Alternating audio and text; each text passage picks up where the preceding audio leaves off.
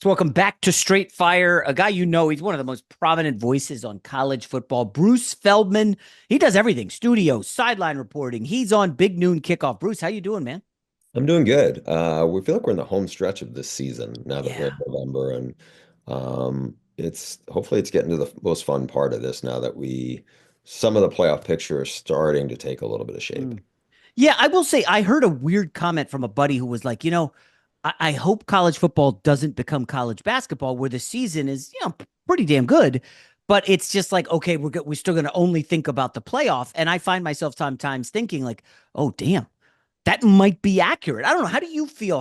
What's your sense? Like, I mean, Oregon's awesome and undefeated, but it's like, I don't know. Even if they lose, they're still going to be in the playoff, you know? Right. And I think that, and it's probably closer to the NFL model than it is anything else Mm, where there's been teams who won the Super Bowl that were not, 14-2 and everything. The Giants obviously had hmm. teams like that ended up getting hot and rolling. With college basketball, I would argue that the regular season feels largely irrelevant just because there's a lot of games and team gets on a roll in a conference. I mean, a championship. There's some good elements to March Madness. I think with college football, you sit there and go, okay, how meaningful is this game? I mean, Penn State's an interesting example here. Yeah. They're highly ranked on the committee's first go through. They're sitting at number six, and yet, they have no ranked wins. I mean, we had them last week. They lost at home against Ohio State in a real close game, and it was a really competitive game. But the rest of their schedule is not great, so there's a decent chance they're not in the Big Ten title game. Mm. They'll most likely get in the playoff if they're 11-1. And I think people are kind of like, I'm not sure how good they are, kind of thing. It's like, what if, probably the best argument they've made is being fairly consistent against a pretty average Yeah. schedule and a close loss at home against the Buckeyes. So it's early, but yeah, let's say one loss Penn State that doesn't go to the Big Ten title game, or three loss Alabama, or two loss Georgia. I mean, Penn State's definitely getting in, right? Yeah, I think they would. I think the three-loss Alabama is going to be tough for them. I think because you've had a lot of the SEC's been really interesting because it's been a lot of teams knocking each other down. Mhm. Georgia has this, ferocious schedule. They had a dominant win at Texas where they were all over Quinn Ewers and then, got after Arch pretty good. But they did lose to Alabama. Alabama has one terrific win in their pocket, where some of these other teams aren't going to have that. Yeah. But again, Alabama lost to Vanderbilt, which Vanderbilt's the best they've been in a long time, but they're still not a top 25 Yeah. team right now. And to have two other losses right now, I mean, this is a big game for them. They play at LSU this Yeah. weekend. If they win that, I mean, LSU's sitting there at number 15 in the polls. LSU would be then a three-loss team, but I think they'd still be ranked, and it feels very much like an elimination game more than Yeah. anything. Okay. I would largely agree with that. By the way, what do you make of the whole Kalen DeBoer season? Halfway through that Georgia game, he's a genius. He's the next Saban. Then they really crap the bed in the second half, and they have not looked good since. What do you think that's about? I mean, Milroe, we were hearing Heisman, first round pick, and now it's like, oh, geez, he has not looked particularly sharp since then. Yeah, I think so. A couple of things. So start with this. Like last year, a lot of people around Alabama thought that might have been Nick Saban's best coaching job to get them to the playoff as they were. That was not a great Alabama team. You had Dallas Turner, but there wasn't a lot of elite players in the front seven. There was no big time running back, there. They've gone from like our colleague Mark Ingram, who was a Heisman winner, Derrick Henry. There's been, Trent Richardson, who was a great college player. You had elite receivers. Right now, their best receiver by far is Ryan Williams, who's still technically supposed to be in high school. Yeah. But it's not a typically loaded Alabama team. It's a good Mm, team. They had a really impressive performance. They ended up beating Georgia, which is a really good win. But I think they are more vulnerable than they've been in the past, and I think Kalen DeBoer was probably as good a hire as they could make. I think he's much different personality than Nick Saban. Where Nick Saban's on people all the time. I think Kalen DeBoer is much more measured and for people who've been around him, he is a guy who is very approachable and surprisingly for a big time head coach, you would not expect him to be the way he is. And I think in some ways, people are looking at that and seeing a reflection because they've had a lot of penalties this year, Mhm. and some of them were costly. They had those issues against a really good Tennessee defense, but that was the game where Jalen Milroe, I was watching it on a flight home, and I was like, man, is Milroe 100%? He just didn't look the same. Hmm. Credit to Tennessee's defense; they're really, really good. It's one of the best defenses, probably one of the three best defenses in the country. It was a road game. It was a tough spot. But towards the penalty part of that, if you look back, Washington played for the national title last year, and they were also towards the bottom of the country in penalties. So I'm not saying it's a wildly undisciplined team. I think it is a team that he has a really good feel for. And if you look at the record, if you look at his record in top 25 games, it's really impressive. And even if you look at his record against top five opponents, I think he's 3-1. Most guys are nowhere near that. Yeah. So what do you think? Let's say LSU wins this weekend. Alabama runs the table after that. Alabama's three losses, and BYU gets in undefeated, wins a Big 12. Yeah. People will look at like the FPI and be like, BYU's 30th, Alabama's fifth, and people will freak out. But like ultimately, I guess that's just gonna happen. They're just gonna have to deal with that, right? Because there are gonna Right. be But teams way better than BYU that get well, left look, out. if BYU is undefeated, they're going to be a top four seed, no doubt. 100%. Yeah. And if they're undefeated, you're not comparing them to anybody. And by the way, if you look at the resume, they're sitting at number nine. They're undefeated. They have a better resume than both Texas and Penn State for Ooh. sure. I would argue they have a better resume than Tennessee and even Indiana, who's lit up everybody. But BYU has a road win at SMU, who is ranked number 13 by the committee, and they also dominated K-State, beat them by almost 30. K-State's also in the top 20. That's two really, really good wins by BYU. It's just they were starting out of a hole from an optics standpoint because they were preseason picked number 13 in the Big 12 alone. So that tells you what people thought of them. But their defense is really good. Their quarterback, Jake Retzloff, has gotten hot. He's got some good arm talent. I think he's taken better care of the ball. They have good receivers. And I think they're just playing, really well as a team. Now, I don't know if they're going to stay undefeated. Probably the bigger question mark is if they're undefeated and then lose in the Big 12 title game, Mm, sitting there at 12-1, I mm. still think, then does the Big 12 get two playoff teams in? I would think, as long as they don't get blown out, they would get in because, like I said, unless K-State and SMU fall apart, they're going to have two very good Two wins good and ones. only Yeah. one loss. And I think, to be honest, that would measure up as good as anything Penn State has. Right now, Penn State's Yeah. best argument, and probably is going to be their best argument, is a close loss at home against Ohio State. Yeah, that's not great. Real quick in the Big 12, Colorado has been a bit of a surprise. I think they're going to top their win total. They're 6-2. They could go 4-0 down the stretch here. Is there a chance they sneak into the playoff? The resume isn't great because they did lose to K State in a real opportunity to pick up a win. But I don't know. Any thoughts on the Buffaloes? Yeah, I mean, I think, look, credit to Deion Sanders. He made a good outside the box hire. Robert Livingston was a guy who'd never been a defensive coordinator. Deion gave him his first chance. He spent a dozen years with the Bengals. They're much Mm, improved on that side of the ball. I think that is a big difference. Shador has been terrific. Travis Hunter, two-way star, has been terrific. Jimmy Horn Jr. is really explosive. The offensive line I think, is definitely a little better than it was because it was awful yeah. before. But as you said, they have the close loss to K-State. The rest of the way, they're on Fox this weekend at Texas Tech. Texas Tech is pretty good, but after that, it doesn't help, Colorado in that Utah's way down, Mhm. Kansas is way, way down, and Oklahoma State's having the worst year under Mike Gundy. They're 0-6 in the conference. So winning all three of those games, yes, if they can beat Texas Tech, then they're sitting there at 10-2, they would have a decent chance to get in the Big 12 title game. And if they win that, then obviously they're going and they would actually probably be a top four seed, but it's not, there's a lot of work for them to be Yeah, done. so they need some carnage, I think, to sneak up. But let me ask you, you've seen a lot of Colorado.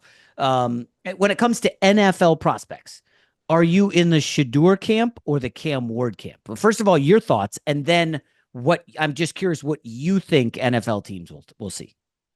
Well, Cam still has a lot. I feel like the jury's still out on Cam. People Oh, like what they see, but there are definitely some decisions that he makes where it's really bad decisions that lead to turnovers. I mean, he's cut that down some from last year, but I think there's still some of that shows up, and it's, how much do people trust him? But he has a good arm. He has just a playmaking quality. The other thing is his temperament. He is talking to the coaches there who've been with him, for almost a year now. They was like the alpha, just incredible, presence to him. It's almost like he's casual at times. You watch him running the football where he's going to run out of bounds. You're almost like, did I hear a whistle? Did something like, because it's like he just coasts, but that's him. I think there's a cool to him, and that's a big reason why Miami's had some big comebacks. He has got it going, and I think if he leads Miami into the playoff and they do damage in the playoff, whether they win it all or not, and win the ACC for the first time Miami's ever had, I think, Cam Ward will be a guy that a lot of people end up really liking. As far as Shador, he's different in this regard. Like Shador is playing behind a really bad offensive line and has. I think he's shown a lot of toughness. He's very smart. He's nimble in the pocket. I don't think he's as much both guys I feel like run to extend plays, but Cam Ward will definitely take off, if he thinks he can burn the defense. But I think you see, both guys are really smart and really good leaders. I think both guys are going to end up as first round picks. I just don't know how high they go, and a lot of that hmm. depends on what, the top of the draft needs. Yeah, because there really isn't, I liked Quinn Ewers, but he hasn't been totally dominant. I mean, he got benched, I think, at least once this Yeah, year. he's It, definitely inconsistent. I think the other thing that, he's got a lot of arm talent, but I think the thing people may, be leery of is he's got hurt 3 years in a row. Um, mm, and it's not to say that guy gets hurt, it means he's injury prone, but I think that may be that may be something teams are gonna be leery of. Just that it's happened 3 years in a row. He's came back kind of rusty. The Georgia game, Georgia got after him, and he just didn't look ready to go. I mean, he responded better in the second half. Um, he'll be an interesting evaluation. I would. what do you think about the kid at Arkansas, Talon Green, who was at Boise? He's 6'6", 230. He reminds me of that quarterback who went to Ohio State, who was so ballyhooed out of Terrell Pennsylvania. Pryor. Yes, thank you. And Terrell Pryor, I think, ended up transitioning to like wide receiver or tight end, and then was out of the NFL. Yeah, But do you have anything on Green? Because I've been told by two people that's kind of a guy to watch because he looks the part. well, he was one of my freaks list guys. I mean, he was a high level Ah, track guy, and he's from Texas and went out there. I think consistency was a question mark, and I think that will still be one. It'll be interesting to see how he comes through the draft process because he's a remarkable athlete. There's been some good, some there. The SEC has a bunch of guys that will catch your eye, but it depends on that Saturday. You know, Lenore Sellers looked great last week against Texas A&M and M and a really good D line. I mean, they couldn't touch him. He's a big guy. He's like, basically Dak Prescott size. He's not quite as fast as Milrow, but he's pretty dynamic. You have Garrett Nussmeier, whose dad's the Eagles quarterback coach and played in the NFL. Garrett Nussmeier has played really well. I mean, A&M got to him in the second half because LSU just was kind of leaning on him, putting a lot of pressure on him just because they didn't have a run game at all. But he's been really good. I think you look at obviously Milrow.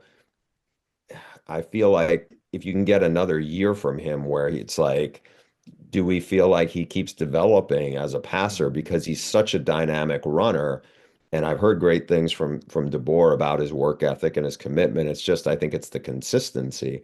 I mean, it's a really interesting year aside from the guy a lot of people I talked to thought was the top quarterback prospect, and oh, that Carson Beck. And he's just had a lot of issues turning the ball over this year. yeah. Carson Beck, I mean, there's no way at this point, he's a first round pick, right? I know he looks the part. Was he 6'4", 220? Yeah, strapping, big arm, but come on. I mean, he has been I, awful. I would caution this. I mean, I wouldn't say there's no way because he's going to play a big game this weekend It's against fair. Ole Miss. They may be in the SEC title game. They go on a run in the playoff. Like, I Okay, that's think, fair. you know, a lot can happen right now. It's just he's also struggled in their games away from Athens. This game is in Oxford. The other quarterback on the other sideline, Jackson Dart, has played pretty much lights out in his games in Oxford. This is a must-win game. If Ole Miss doesn't win this game, they have no shot at the playoff. And I feel like the year if they're sitting at 3 losses with a bad loss at home against Kentucky already, with the expectations on them to already have 3 losses, I think that would be a huge Mm. disappointment. Where are you on Dart as a pro? I mean, 6'2", 220, is it 3.5 year starter? I like him because Oh, the guys I've talked to who played against him thinks he's incredibly tough. They feel like there's a lot of strong leadership skills. He is inconsistent, but there's a lot to like there. Again, hmm. I think we're going to find out a lot about him too because now that Michael Williams has gotten healthy, he's a dominant D lineman. They have really good front seven talent as usual, but it came to light really against Texas, and they got after Ewers really bad. If if Dart plays really well and he has good receivers and good Yep. skill talent, I think he could be a guy who could really flash in this game on the NFL draft radar. Hmm. The big show me game, but he's got ability.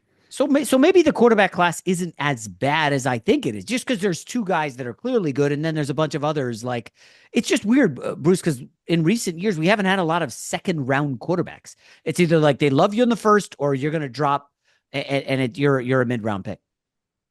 Yeah, and it's interesting because there's definitely guys with like some impressive tools, but you sit there and you watch like, and I've had this come up when I've talked to a lot of Big Ten coaches, especially some of the schools that came over from the Pac-12, and one of the defensive coaches was like, "There's a big drop off in the Big Ten quarterbacks from what we were used to seeing in the Pac-12." Now it was an Ooh, especially good year in the Pac-12 because you had Caleb, you had Bo Nix, you had Penix. Michael Penix who could throw it better than both of them. It was just a really strong group. Well, now, you have Dylan Gabriel, who's a really good college quarterback, but I think there's Yeah. some skepticism about how his skill set will translate to the NFL. You have Curtis Rourke, who I think is a name to just keep under your hat because he's played very well for Indiana. He's got good size. He runs, but not great, but he's a willing runner. He's very accurate. The coaches there I talked to think very highly of him.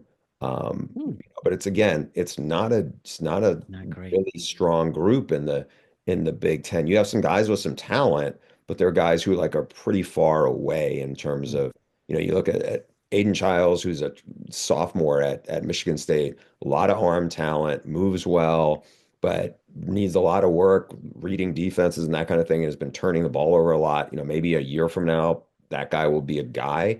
But right now, it's like there's a lot of interesting prospects in the SEC, and I feel like the Big Ten just doesn't have much depth to it right now from that position. Fair. Let's give Indiana some love. They are 2 touchdown favorites against Michigan. I have bet against Indiana twice this year, Bruce, and it did not go well either time. I'm done. So I think I'm going to back them this week against the Wolverines. Michigan had a game against Michigan State, big rivalry game. Then they hosted number one Oregon, and now they got Indiana on the road. It just feels like Michigan, which I don't know, they're just exhausted from last year's run and then losing a lot of guys. I don't I don't see Michigan being competitive here, but Indiana's been a pretty awesome story, huh? They have, we had them against Nebraska and they blew the Huskers off the field. They won by almost 50. And Kurt Signetti, who came, he's a 63-year-old coach who came from JMU. JMU, baby.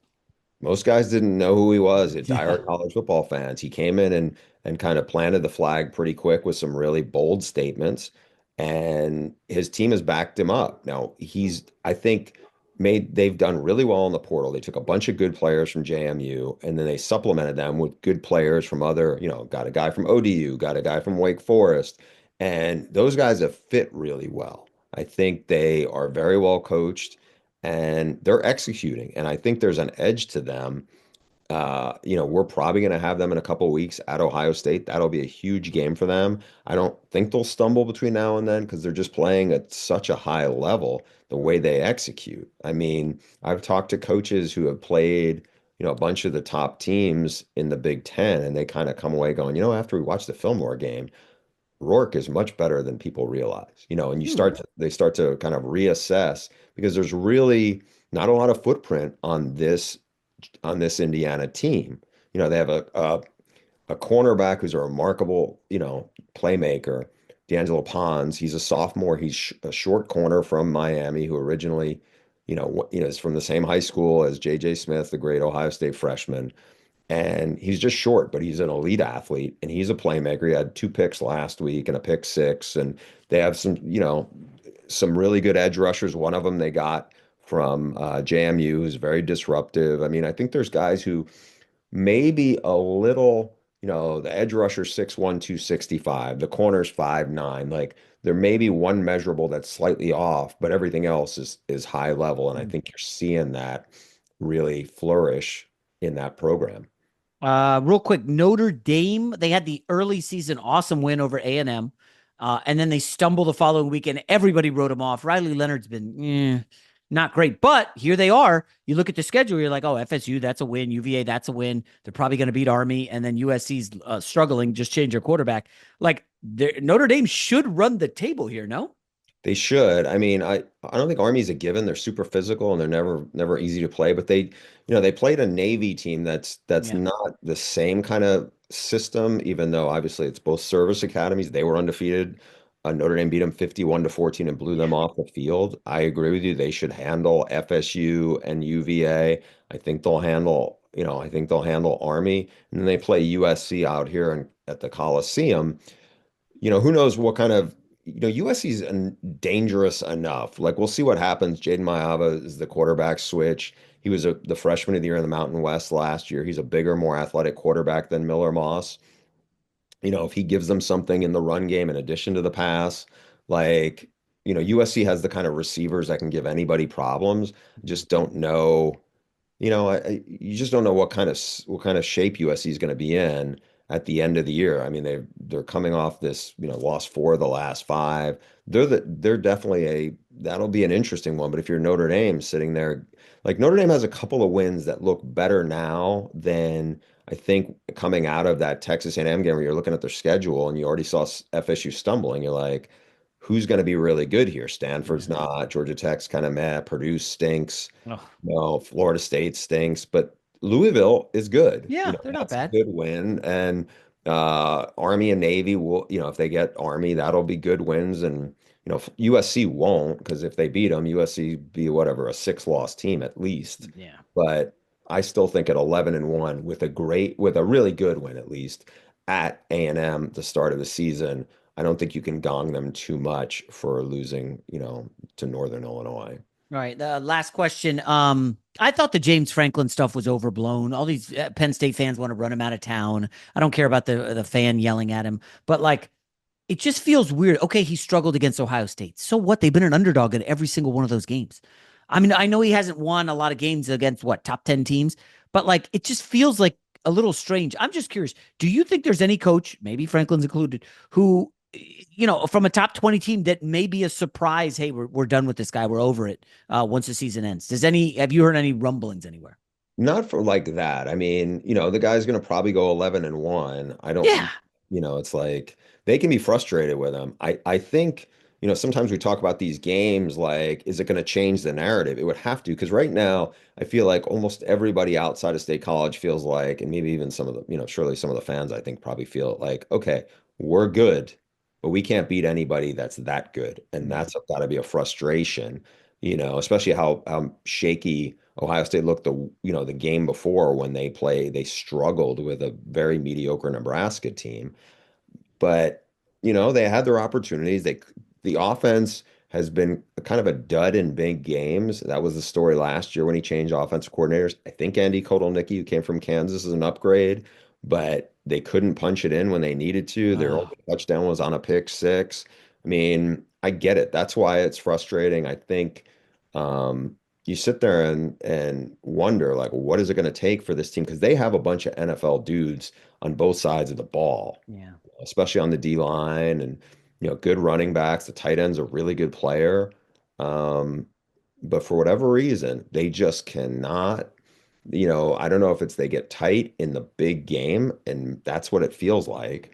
And we'll see. Maybe they'll go 11-1 and go to the playoff, and they'll surprise some people, and they can like start to work to change the narrative around that program. All right. So Ohio State wins the national title, obviously. And Ryan Day, does he leave for the NFL?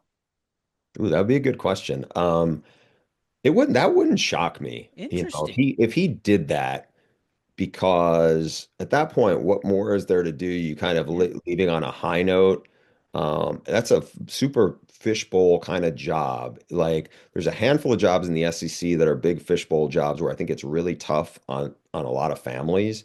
And Ohio State fits in that category, but Ohio State's even different because those other jobs, whether you're LSU, Alabama, Georgia, you can put Florida in there. Um, certainly Texas. But what's different is at Ohio State, you're the one superpower. So Yeah. everybody expects you to beat everybody else. I'm not saying they Hmm. don't expect it at Alabama, because obviously they do, or Georgia. But like, it's a little more reasonable to be like, yeah, Georgia got us, or Alabama got us, or this year LSU got us. Whereas if you're at Ohio State, nobody's actually resourced like you are. Yeah. Michigan's relatively close. USC's been spinning their wheels. Oregon, spent a lot of money on NIL, has great facilities, but they don't have the history that certainly Ohio State does. So I think that makes it, much more of an emotional grind of what's on the coach, what's on the coach's family. If he Yeah. got It's if he wins a national title this year, I could see, people are going to be weary because look, the last Ohio State former head coach who went to the NFL, it bombed for yeah. Urban Meyer. It's bombed for a lot of coaches who are not Jim Harbaugh, who've gone. Matt Rule. Now, one thing that's different is Ryan Day actually has spent some time as an NFL coach. He knows what that world is like. But, we've seen a lot of guys move up and just It's can't do it. it's it's not easy. All right, Bruce Feldman, Fox College Football, Big Noon Kickoff. He writes, he podcast. I mean, you're more versatile than I am, and I tried to make myself Mr. Versatility. But congrats on all your success, Bruce. I appreciate it. Good seeing you, Jason. All right, bud.